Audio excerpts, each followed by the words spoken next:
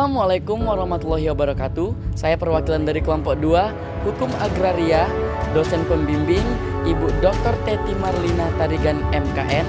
Nah, di sini kami akan mewawancarai salah satu kantor notaris yang ada di Kota Medan, yaitu kantor notaris Haji Ihsan Lubis SH SPN MKN mengenai tata cara pendaftaran tanah di Kota Medan.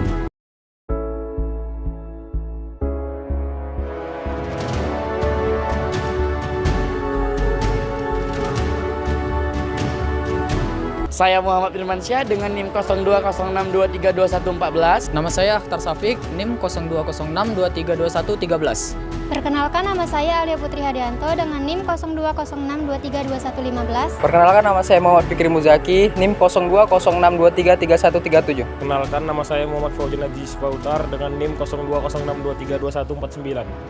Halo, saya Amanda Ramadhani dengan NIM 02062321.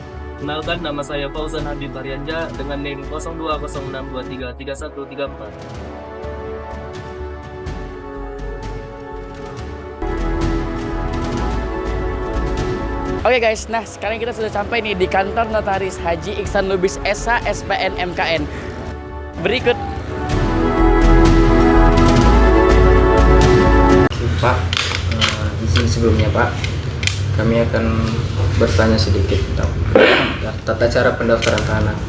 Jadi yang pertama menurut Bapak itu bagaimana tata cara pendaftaran tanah di Kota Medan, Pak?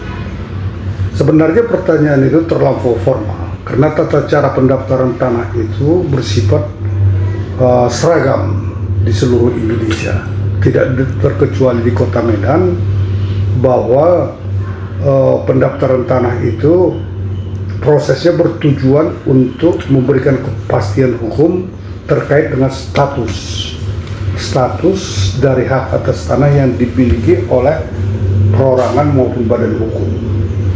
Kalau ditanya secara teknis, tentu harus dipersiapkan dokumen yang berkenaan dengan tanah tersebut. Dokumennya apa umpamanya, tergantung apa yang mau didaftarkan.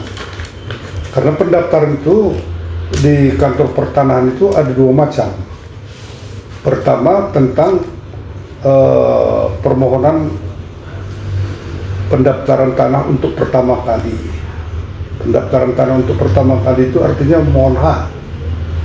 Kalau sebelumnya dia hanya surat desa atau surat PHGR yang dibuat oleh camat atau notaris, dia hendak membuatnya jadi sertifikat. Jadi saudara-saudara harus tahu bahwa kekuatan pembuktian dari surat tanah itu disebut dengan alas hak atau tanda bukti hak, atau sering juga disebut dengan sertifikat.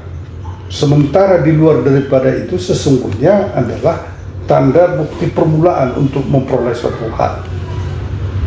Itu pendaftaran tanah awal, pendaftaran permulaan.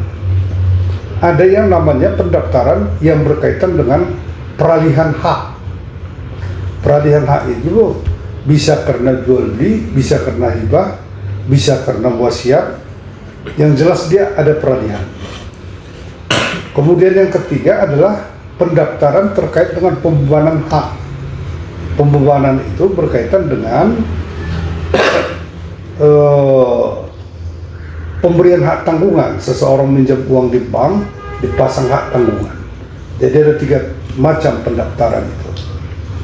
Kalau yang bersifat personal dan badan hukum.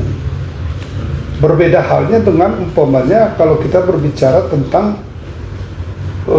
kebijakan yang berkenaan dengan pemetaan.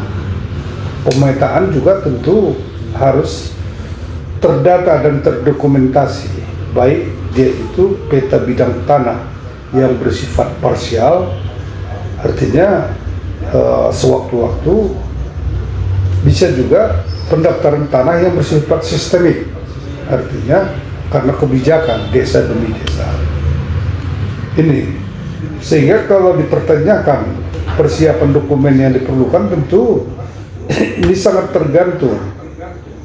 tergantung jenis pendaftaran yang bagaimana yang dimaksudkannya.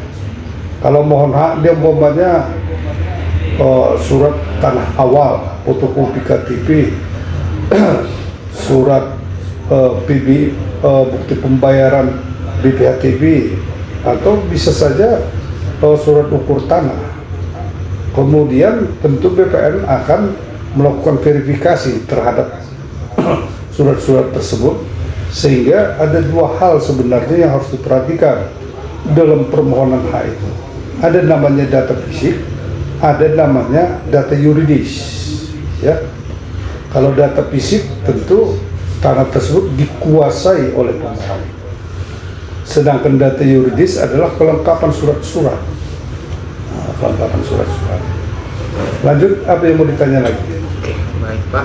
Kemudian apa saja hambatan yang terjadi dalam pendaftaran tanah?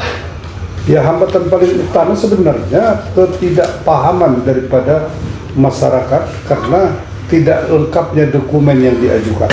Itu yang sering.